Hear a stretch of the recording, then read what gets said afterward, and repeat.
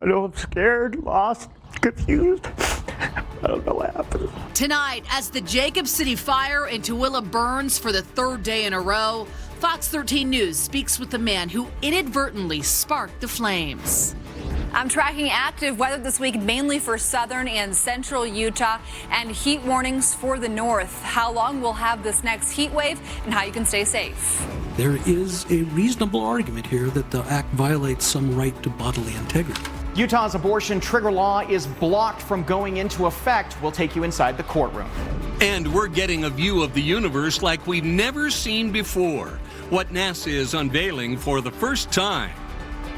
Live from Utah's news leader, Fox 13 News at 9 starts right now. Tonight, firefighters are battling the Jacob City fire in Tooele County. It has now burned more than 4,000 acres and is 14% contained. It's just one of several fires burning in Utah tonight. Utah's Weather Authority Allison Krogan is keeping a very close eye on conditions right now, contributing to that current high fire danger we're seeing statewide. But we begin with Fox 13 News reporter Emily Tenser live in Tooele County. She spoke to the man who says his generator started the fire. Emily. Bob Kelly, that man was living up in the mountains here near Stockton. He says he bought a brand new generator, got a warranty and everything, and on the first day that he plugged it in to use it, that's when everything went up in flames. I sat there in my car that night watching the East Mountain. Big flames, man, 50, 60 feet in the air. Gary Carr can only watch as Soldier Canyon burns for the third day in a row, knowing his motorhome and everything he owns is gone. Makes it sick. Especially when you don't have much anyway. Carr says it was actually his brand new generator that caused the fire Saturday afternoon. And I hear, pew, pew, pew. And I walked out and there's a trees just engulfed in flames. He called 911 and tried to put the fire out, burning himself in the process. These are from hot coals bouncing on me. Firefighters arrived and he was asked to leave. He says the area was only smoldering when he left. Since then, the fire has spread across 4,000 acres. I know I'm scared, lost, confused. I don't know what happened. The U.S. Forest Service says initial investigators found a generator explosion did start the fire. The Tooele County Sheriff's Department and Stockton City Police are continuing the rest of the investigation. They will come in and look at where he was at, if he was in an area he should have been in, if there are fire restrictions in that area, or what sort of limitations that they are involved in.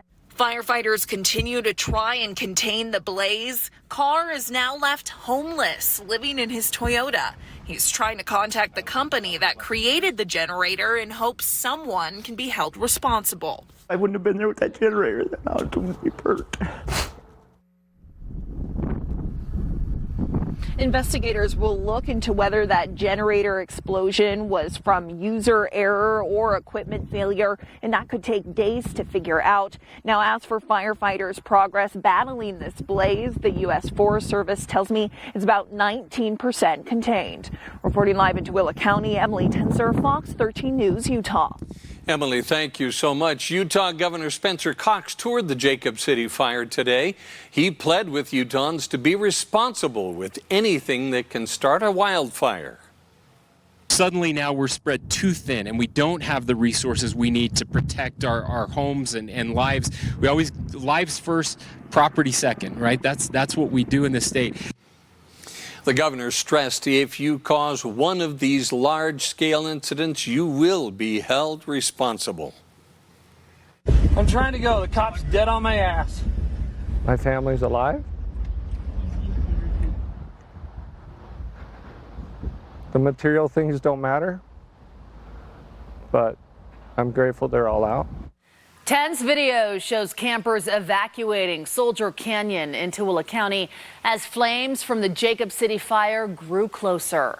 Fox 13 News anchor Brian Schnee spent the day near the fire and spoke with some of those residents who had to scramble to get out of the canyon, which has now been consumed by the fire. It's a story you will only see here. It was supposed to be a relaxing birthday weekend for Brian Herman, his wife Heather, and their friends.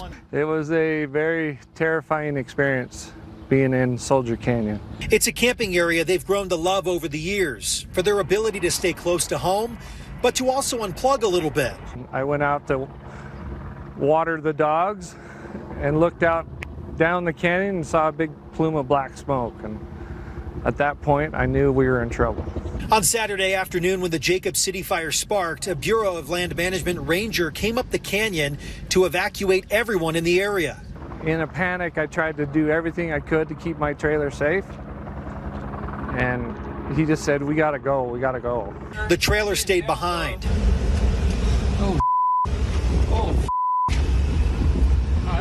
Fire's right next to the road right here. My family was number one. Thinking about them, how are we gonna get out of here if we can't get out of here? Brian and his family shared these videos of their evacuation. The only one in the moment who didn't seem to mind the ride, Vox, their 6-year-old shepherd, in the back seat. Have you replayed that in your head the last couple of days, now that it's settled in, or is it a blur?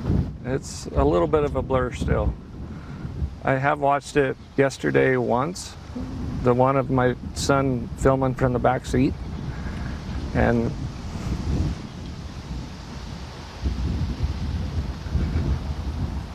sorry, just how close it was to all of us. Aaron Pratt and his wife Elise were also in the group. It was their first camping experience with their new pop-up trailer. I've never experienced fire quite like that, and never want to experience it quite like that again. Brian was later escorted to gather the rest of their belongings they left behind. But we got fire all the way around us. Their trailer was unharmed. My family's alive. The material things don't matter, but I'm grateful they're all out. Not only did everyone get out safe, but when Brian got to the bottom of the canyon, he found that BLM ranger who helped get them out and helped them evacuate. He gave him a big hug and thanked him for what he had done. It was a real, genuine appreciation from these campers for what our firefighters and first responders do. As they were driving from the flames, our first responders were driving towards them. In Stockton, Brian Schnee, Fox 13 News, Utah. Coming up at 9:30, we'll show you how suppression efforts are going against the Halfway Hill fire and how that community is helping first responders there. Let's get right to Utah Weather Authority Allison Krogan to talk about this continued fire danger as we now move into a new week. Allison. And that's right. It's still close to 105 right now in St. George at 9:10 at night. For Salt Lake, it's currently 87 degrees, brand new for tomorrow. Excessive heat warnings for I-84 and I-15 near the Idaho border all the way down through the Salt Lake Valley. So this includes Ogden, Salt Lake City. This includes West Valley, Tooele, all along the Wasatch Front, Layton, up through Brigham City. We're going to have these heat advisories for Utah County as well, and this takes us through the rest of the week. So a few showers today, mainly in southern Utah right now, west of Lake Powell, just near Bryce, down towards Kanab, Escalante area, and Colorado City. Areas of mainly light rain. Temperatures into tomorrow morning. You'll have to get out early if you're planning on exercising outdoors tomorrow here in the valleys. Close to 70 when you wake up, but highs tomorrow near 100 degrees to 105 for a high, with some more chances for showers and thunderstorms. So coming up this hour, we'll look at your flash flood forecast for tomorrow, and also how long will this hot weather last? The answer's coming up. Thanks, Allison. We have much more ahead on Fox 13 News at 9. Still to come, 2 violent crimes committed 90 miles apart, allegedly by the same suspect. What police are revealing about the bizarre motive tonight. But first, a major legal decision regarding Utah abortion law. We'll have reaction from both sides of this heated debate. There is a reasonable argument here that the act violates some right to bodily integrity. Judge continues to block Utah's abortion trigger law from going into effect. That means abortions can continue to be performed within the state of Utah. We have team coverage for you tonight. Fox 13 News reporter Chris Arnold has reaction to the news today, but we start with Fox 13 News political reporter Ben Winslow, who attended today's hearing at the Matheson Courthouse. Lawyers for Planned Parenthood and the American Civil Liberties Union of Utah successfully persuaded a judge to keep blocking the new law. And I think the balance of harms favors plaintiffs as well. The judge granted Planned Parenthood and the ACLU's request for a preliminary injunction blocking the state's abortion trigger law from going into effect. There is a reasonable argument here that the act violates some right to bodily integrity. Utah banned all elective abortions in 2020 with exceptions for rape and incest, health of the mother, and fetal viability.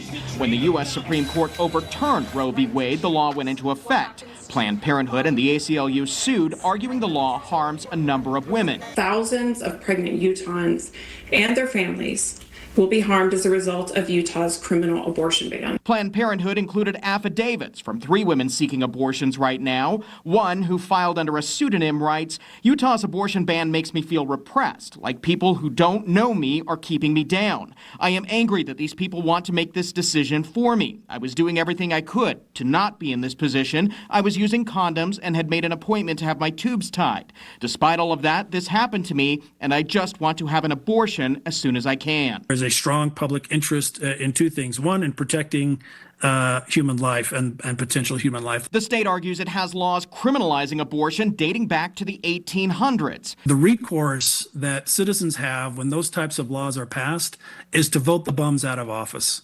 If they don't like them, that's how they get rid of them. Threats of criminal penalties against it and its doctors to vindicate the constitutional rights of patients that would otherwise be violated if this law is enforced. But the judge says those questions need to be litigated. It is at least a reasonable argument to extend decisions relating whether to have a child to family decisions and family rights, such as the relationship of parent to child. I think there is likely some form of right to privacy implicit under the Utah Constitution. It hasn't been fleshed out well. There's another question there, is whether a decision to obtain an abortion is included within whatever right of privacy exists. Now, after the judge's ruling, the Utah Attorney General's office announced it would seek what's called an interlocutory appeal, meaning they'll go upstairs to the Utah Supreme Court to try to overturn the judge's ruling. At the Matheson Courthouse, Ben Winslow, Fox 13 News, Utah. Fox 13 News reporter Chris Arnold spoke with Planned Parenthood and the House sponsor of the trigger law about today's decision. Chris joins us live now from Utah's Capitol Hill. Chris, what did they say? Well, Kelly, Planned Parenthood did speak after that injunction was granted earlier today, saying they were grateful for the decision and even went as far as saying that some may feel that Independence Day came just a week late. Now, on the other side, Abortion for Utah, they gave me a statement earlier today saying this is a sad day for Utah when a lone judge disregards the will of the people and permits the killing of babies to continue. Regardless of your gender, your sex, your religion, he spoke to everyone has a right to their own decisions. Carrie Galloway is the CEO of the Planned Parenthood Association of Utah. She called the decision handed down today by Judge Andrew Stone to put a hold on Utah's trigger laws a good day for the state of Utah. To hear the breath of fresh air so that the people of Utah understand our Constitution, what it means to all of us, and specifically the right to determine your own pregnancy. Judge Stone's preliminary injunction comes after he originally granted a 2-week restraining order. He did not once indicate or that he even considered the rights of the unborn, the right to life. State Representative Carrie Ann Lisenby was the House sponsor of the trigger law bill, which passed in 2020. The law was contingent upon Roe v. Wade being overturned by the Supreme Court. I think it's interesting, right? The Dobbs case indicates that this is really a state's issue, and we agree. And so as a state, we decided what our policy would be if the High Court overturned Roe, which was a wrongful decision in the first place. Representative Lisenby says she did anticipate some pushback from the bill, but says she thought there'd be a more reasoned approach in the courts. We have the 18-week ban that is enacted right now. We have the Down Syndrome Non-Discrimination Abortion Act. So we are protecting life as much as we can. Pro-life is a life. As for pro-choice advocates, while they are happy with the victory in court today, they say the fight doesn't stop here. We are putting all of our energy into this case of challenging the trigger law in Utah. And you know, Planned Parenthood says they have been keeping in touch with everyone who's been seeking abortion services as they continue to navigate that uncertainty since the U.S. Supreme Court's decision on June 24th. Now, Representative Lisenby told me earlier today that she anticipates an appeal to the injunction will come in the higher courts in the future. Live on the Hill, Chris Arnold, Fox 13 News, Utah. Well, it was a hot day here across Utah. It'll be hot again the rest of the week. But check this out. Phoenix, 107 right now. We're at 87 here in Salt Lake City. And we have excessive heat warnings that have been issued for Tuesday through the end of the work week. For the Utah Valley area down, we've got a heat advisory for Utah County. But the rest of us, Salt Lake up through I-15, all the way up towards the Idaho border, we have an excessive heat warning in place tomorrow through the rest of the week. So it's going to be dangerous heat. We're close to 100 to 105 the next couple of days. Make sure you're drinking plenty of fluids, staying hydrated, staying in the air conditioning, staying out of the sun, especially from 10 a.m. to 4 p.m. Make sure you're checking in on your neighbors, elderly, young children, those who are especially susceptible to heat-related illnesses. And just keep in mind that is a medical emergency. Heat stroke is an emergency. Call 911 if you experience that. If you work outside, make sure that you're paying attention to what your breaks are allowed and how often you can go into the shade so you're staying safe. 87 for Salt Lake and Ogden, 83 for Provo right now. But here's what I want you to know. We had a record on this day last year, 104, set back in 2021. We're going to be close to that the next several days. So today we are above normal. 94 is a normal high. We hit 97 today. And we also have some showers and thunderstorms in the forecast. What we're tracking for you for eastern Utah, Book Cliffs, what we have going on right now is much drier than it was earlier today for most of you, or for some of you that saw some showers earlier this afternoon. We've got a little bit of lightning still between Lake Powell and Kanab, but we're going to see that chance for some flash flooding tomorrow, mainly in our recreation areas across southern and central Utah. Elevated fire concerns tomorrow for Nevada, so we don't have the wind tomorrow here across the state. Plus, we've got this monsoonal moisture that's keeping us a little on the less dry side, so that works out for us. But it'll be really hot the next couple of days. So 60s and 70s when you first wake up tomorrow morning. But then we're close to 95 to 100 degrees at 5 o'clock tomorrow. Highs will be near 105 for the Wasatch Front. And in Futurecast tomorrow morning, we'll have mostly clear to partly cloudy sky here across the state. Come tomorrow afternoon, we're still seeing this high pressure swirling out west, and that's why we're tracking those areas of showers and thunderstorms again across Utah tomorrow afternoon, and then again by Wednesday afternoon. So what that means for you, we've got a buck supermoon this week. We'll have mainly partly cloudy sky these next couple of evenings. The moon will appear full for about 3 days, starting tomorrow morning. So tomorrow morning, you've got a chance with mostly clear sky, and then it looks to be more partly cloudy towards the next couple of days. For St. George, you have isolated chances for showers, especially come Thursday, Friday, Saturday, and Sunday. You're close to 105 to 110 for your entire 7-day forecast, with overnight lows near 80. Here along the Wasatch Front, we're close to 105 through Thursday. We're going to keep you at that century mark through your entire 7-day forecast. How long will this extreme heat last? Let's talk about it in your Super 7-day forecast. Allison, thanks so much. Straight ahead, 3 West Valley City firefighters are hurt at a construction site. What we're learning about the incident. And a massive wildfire in Yosemite National Park continues to threaten the giant sequoias there. How firefighters are trying to protect the trees. New tonight, 3 firefighters and a patient were hurt in a construction site accident in West Valley City this evening. It happened at 1770 West, 4100 South. Fire crews say in the process of rescuing the patient, an interior staircase collapsed. One firefighter was flown to the hospital by helicopter. The injuries to the other 2 firefighters are not as serious. We, of course, will keep you updated on this story as we learn more. The North Park police chief has resigned after being arrested for DUI in Idaho. Court documents indicate Ulysses Michael Black was arrested in Fremont County, Idaho last month. North Logan Mayor Lindsay Peterson and Hyde Park Mayor Brian Cox issued a statement last week regarding Black's resignation, saying he will retire.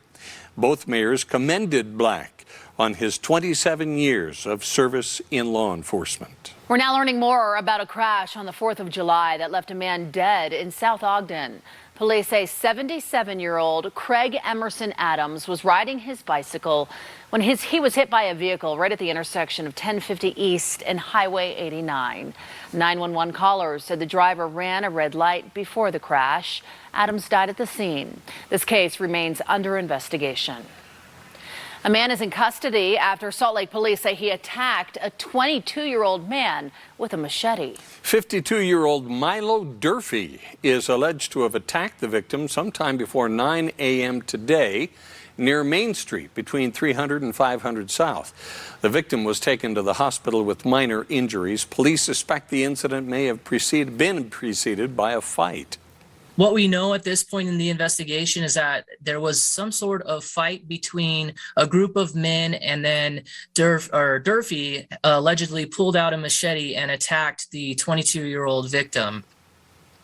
Durfee was booked on charges of aggravated assault, possession of a dangerous weapon by a restricted person, and other unrelated warrants. Next on Fox 13 News at 9, new details about a suspect accused of killing a man in Spanish Fork and then nearly killing a man in Ogden.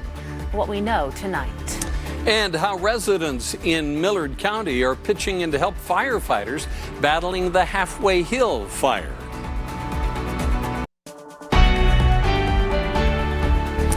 Two violent crimes in two cities in 2 days, and police say there may be one person responsible for both. Police say the suspect is 28-year-old Christian Tail.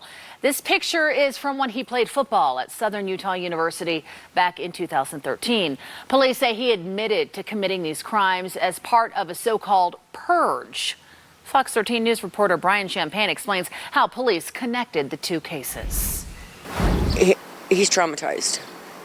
He watched the whole thing other than the guy hanging him up in the gym. Mary is talking about her adult son. He can't sleep. It goes over and over in his head. She works her keychain nervously for her son, who says he saw the assault start with a strangling from behind in back of Ogden's Park Avenue apartments. There was no relation between the suspect and the victim. A charging document says after an outside beating, the attacker dragged the 23-year-old victim into the gymnasium and hanged him from a piece of gym equipment. It was a 28-year-old male by the name of Christian Tail. The investigation also further revealed that he may also be a person of interest in a suspicious death that took place in Spanish Fork. Ogden police say when they questioned Taylor, he said he was involved in the suspicious death of 49-year-old Ryan Hooley in Spanish Fork. We told you about that one last week. There's been people that have died from overdoses and stuff from here. You know, that's been the past. But this one, that's a new. Tenants say the apartments are getting better. It was a mess. But could be better still. You know, if it's that bad, why don't they have like a security guard or something that roams outside? This is supposed to be a locked facility, and it's not. They come in through a fire exit, and the alarm didn't go off. But after seeing the victim, they can't improve enough for Mary. I'm moving. I'll be out by the end of the month. The 23-year-old victim, and police haven't told us his name, is in the hospital unconscious with no sign of brain activity. In Ogden, Brian Champagne, Fox 13 News, Utah. The Halfway Hill fire burning in Millard County now covers more than 10,000 acres. It is 0% contained tonight. Fox 13 News reporter Spencer Joseph went to Fillmore today to witness the firefighting efforts and learn how the community is saying thank you to these first responders. As the Halfway Hill fire continues to burn. Just 2 seconds? No. Yes, open. Salvador Sanchez continues to work. Thank you. He's cooking up and taking orders. And then with rice on the side. At his taco truck, Tacos Los Panchos. We live from the people. So what we have is because they help us. So we have to eat a little bit today. This is a pork burrito. And he's an intricate part of the operations at the Halfway Hill Fire because, you see, he's giving back to first responders who are hungry, working the fire free of charge. The best for them, I don't know, it's hard to be in this weather over there. But they are, of course, keeping his chip jar full. One of those eating here is Brian Monroe. We had the fire kind of start up. It's always one of those things that deeply concern us. He's with the U.S. Forest Service here in town. We were able to save houses, but not able to save it from escaping up the canyons. And so at this point, I think our biggest worry is just the size of it. While the fire burns up the canyon, he's now looking towards the future impacts this fire might have. This community needs this watershed. It needs its both culinary and irrigation waters. And so we're also looking ahead for possibly flooding, debris flow, and stuff coming out of the canyon, because again, these are the headwaters that feed right into this community. Predominant activity right now is moving towards the north and the east. The Great Basin Incident Management Team 4 is now in charge of this fire and are working to contain it. One of the challenges with this fire is the access. There aren't a lot of roads going into this area, prompting them to take to the skies. This fire started from an abandoned campfire, with 4 being arrested. Fire crews are reminding people that human-caused fires like this one can be prevented. It's extremely important that as you're going out, whether it's to work or to recreate on public lands, that you're careful with whatever it is that you're doing. So as crews continue to work, Sanchez continues to cook. And the community of Fillmore continues to watch and be thankful for crews working to protect their town. If you do something bad, you'll get something bad. So it's better to do something good so you get something good. So that's life. So. As for assessing the watershed impacts that lead directly to Fillmore, that would be dealt with by what's called a Burn Area Emergency Response Team, or a BEAR team. That way they can get scientists and hydrologists up here taking a look at the soil to make sure that they can mitigate the risk to this community. At the Halfway Hill Fire, Spencer Joseph, Fox 13 News, Utah. The Little Dell fire burning in Parley's Canyon is now 83% contained. Unified Fire Authority says new measurements show it has burned only 8 acres since sparking early this morning. Earlier today, the fire was affecting State Route 65 near the reservoir. The cause is under investigation. The Sardine Fire near Logan is now 100% contained tonight. Crews will continue to monitor the area for any new activity. She is one of the stars of the Real Housewives of Salt Lake City, and she could be going to prison. Details on Jen Shah's plea deal today coming up. And he's putting together an impressive war chest. How much money Evan McMullin has raised in his campaign to unseat Utah Senator Mike Lee. And coming up, I'm tracking areas of smoke here across the state. I'll let you know what you can expect for tomorrow and when our excessive heat warning kicks in. Welcome back, everyone. Real Housewives of Salt Lake City star Jen Shah struck a surprise plea deal to fraud charges today. The reality TV star has been facing telemarketing fraud charges. This morning, she pleaded guilty before a federal court in Manhattan. The New York Daily News reports that she pleaded to a count of conspiracy to commit wire fraud. In exchange, federal prosecutors dropped other charges. Shah now faces up to 14 years in federal prison when she is sentenced in November. Independent U.S. Senate candidate from Utah, Evan McMullin, has raised a lot of cash in a little time. McMullin's campaign says he has raised $1.4 million in the second quarter of this year. He is challenging incumbent Utah Republican Senator Mike Lee. The latest federal campaign finance disclosures show the senator has $2.2 million in cash on hand. Over the weekend, funeral services were held for 8-year-old Macy Hill, the girl who died after being run over during the Kaysville 4th of July parade. Hundreds of cheerleaders and community members joined her friends and family in saying goodbye, including Donnie Osmond. Take a look. Apparently, Seth and Macy were very big fans of The Masked Singer. So Seth had an idea that since Donny Osmond didn't get the trophy, he's going to make me one. Ed Macy helped him. And no matter what is being said at this pulpit, it doesn't remove the grief. Donny Osmond also sang as part of the funeral services for Macy. The fundraiser for Macy's family has now raised well beyond its goal. Her family is asking for members of the community to now look for other families in need.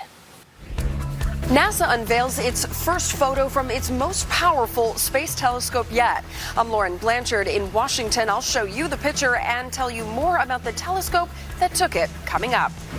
And coming up in sports, we'll hear from new Jazz center Walker Kessler on how he has learned from Rudy Gobert, plus an injury update with BYU tight end Isaac Rex. And the Jazz playing their second Summer League game in Las Vegas. Did Taco finally tip it in? The highlights are on the way. The Washburn fire at Yosemite National Park in California now threatening the giant sequoias there. The Washburn fire doubled in size over the weekend to more than 2,300 acres now. It has reached the park's legendary Mariposa Grove, home to more than 500 giant sequoias. And while they've avoided major damage so far, crews have installed a sprinkler system to dampen the ground around the massive sequoias.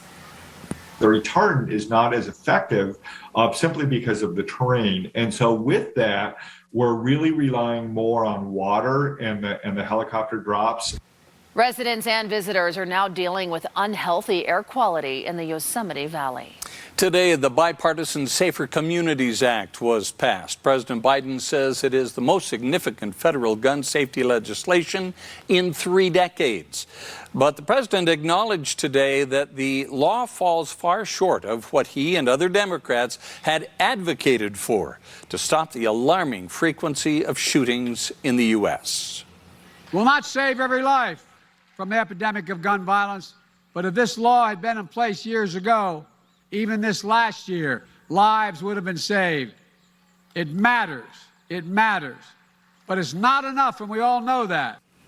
The legislation features $750 million to help states develop and maintain crisis intervention programs. Now to a rare glimpse into the universe. You're about to see it. NASA has unveiled the first image from the James Webb Space Telescope, capturing our deepest view yet of the cosmos. Fox's Lauren Blanchard has a closer look from Washington. This infrared photo of galaxies and stars, the result of decades of hard work. You're seeing just a small little portion of the universe. The telescope almost acting as a time machine, showing us light from 13 billion years ago, nearly as long ago as the Big Bang. We're going back almost to the beginning. That is the discovery that we are making with this. The $10 billion James Webb Space Telescope took off for its mission back in December. Since then, it's traveled 1 million miles. It is the largest telescope ever sent into space, with a mirror diameter of 21 feet. Compare that to the Hubble telescope's mirror diameter, just shy of 8 feet. Stunning clarity. It will enhance what we know about the origins of our universe, our solar system, and possibly life itself.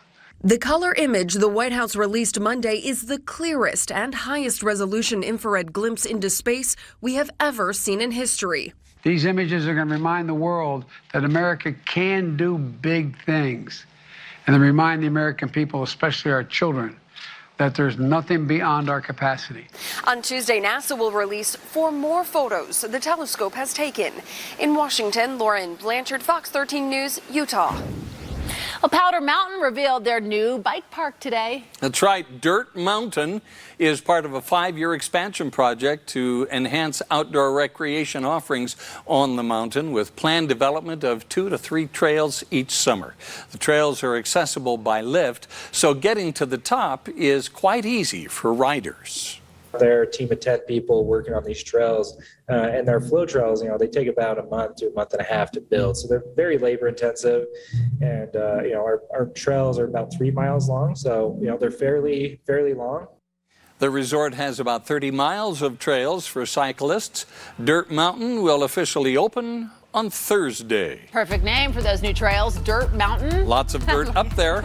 I'd like to go up there, but then just sit and relax in that high elevation mountain air. And not get dirty. I don't mind that. It's just going to be a lot cooler up there, Allison. Yeah. Yes, and honestly, just anywhere where there's not a ton of smoke, I think that's where I'm picking over the next couple of days. It's going to be hard to escape the heat also. As we look at our surface smoke forecast, we're going to continue with areas of haze into Tuesday morning for much of the region, especially here across central and northern Utah.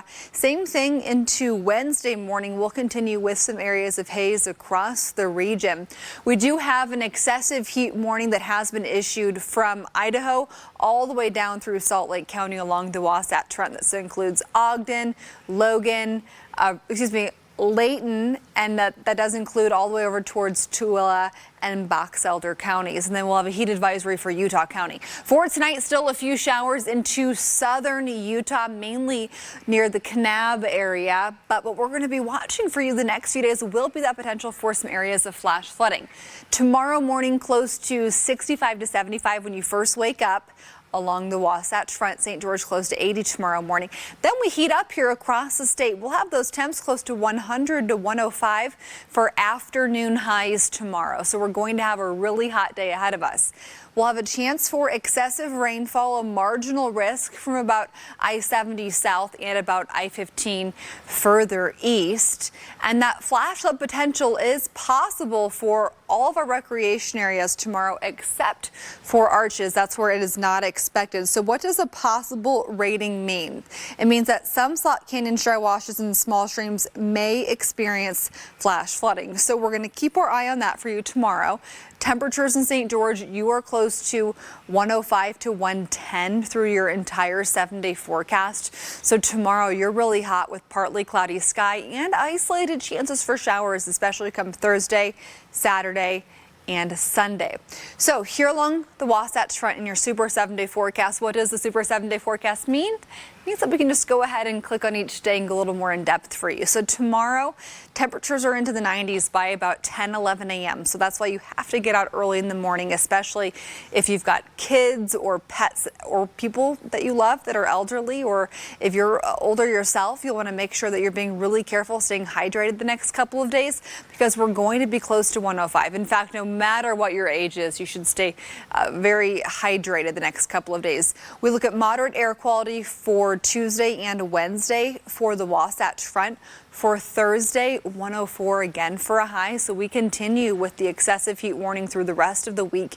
Chances for showers and thunderstorms each afternoon, Tuesday, Wednesday, and Thursday here across the region. Then we head into this weekend and we're still close to 100 degrees Friday, Saturday. So 101 in Salt Lake on Saturday with mostly sunny sky. Our UV index this week will be extreme the rest of the week. So make sure you're also wearing plenty of sunscreen outside.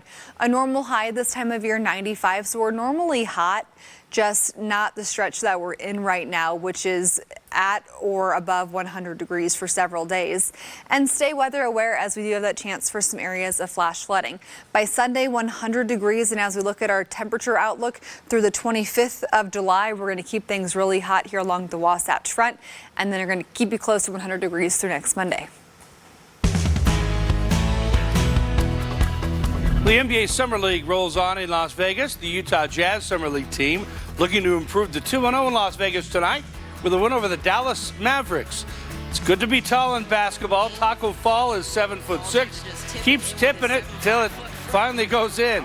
He has 10 points and 10 rebounds so far in this game. Here's former UCLA Bruin Johnny Juzang. Knocks down the three for the Jazz. And how about former Weber State Wildcat Jarek Harding? Knocks down the jumper. He had 16 of his 18 points in the first half. Still time, though, for Jared Butler to score before the half. Lays it in.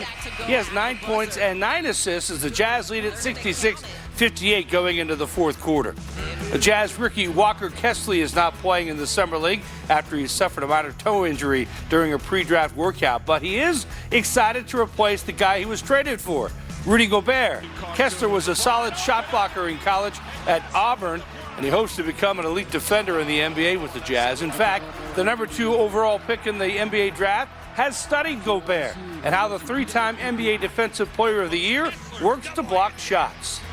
You know, definitely growing up, Rudy Gobert is one of the greatest shot blockers to ever play the game. So watching him and how he, attacks the ball and his timing, and, how it's not just about his size and length, but how it's a lot of mental components to his shot blocking ability. So, definitely been watching him, and excited to be in a place to where I could emulate that potentially. Well, BYU has a couple of great tight ends this season in Isaac Rex and Dallin Holker. Rex made a name for himself as a freshman in 2020 when he had 12 touchdown receptions, which was tied for first in the country by a tight end. He had 3 more TDs receptions last season, but he suffered a severe ankle injury here in the last game of the regular season against USC. Since then, he's had surgery, followed by a lot of rehab. He told Fox 13 at BYU's Media Day that he's 80 to 85% healthy and plans to be ready to go at the start of the season. It's just a journey every single day, just looking at the small miracles, looking at the small blessings in your life, and just knowing that, hey, I can get back from this, I can overcome this. And it's been a great experience, honestly, if I want to put it a little lightly, saying, hey, I can do hard things. So it's been really cool. I'm sprinting, I'm jumping, I'm cutting, I'm doing it all. And so I'm feeling really good, and I'm excited for the season. Yeah, it's turning a negative into a positive. Yeah. He's 100% ready to go. They'll need him this fall. He's a really good player. I do believe in the power of the mind, Yes, right? Especially sure. for those athletes as they're rehabbing. Yeah, for sure. Thanks, Jeff. We'll be right back. Okay, get this. A new study ranks Utah's 6th best in the nation for adults pursuing overall wellness, Kelly. The website lifeextension.com ranked the states by a combination of scientific surveys and Google search trends. Utah's got high marks for getting regular exercise. However, our state got low marks on mental health. California topped the list while Alabama was last. So California was the best state to live for overall wellness? Apparently. Huh. I wonder how many votes they got. Not bad for Utah. Quick Cast is next.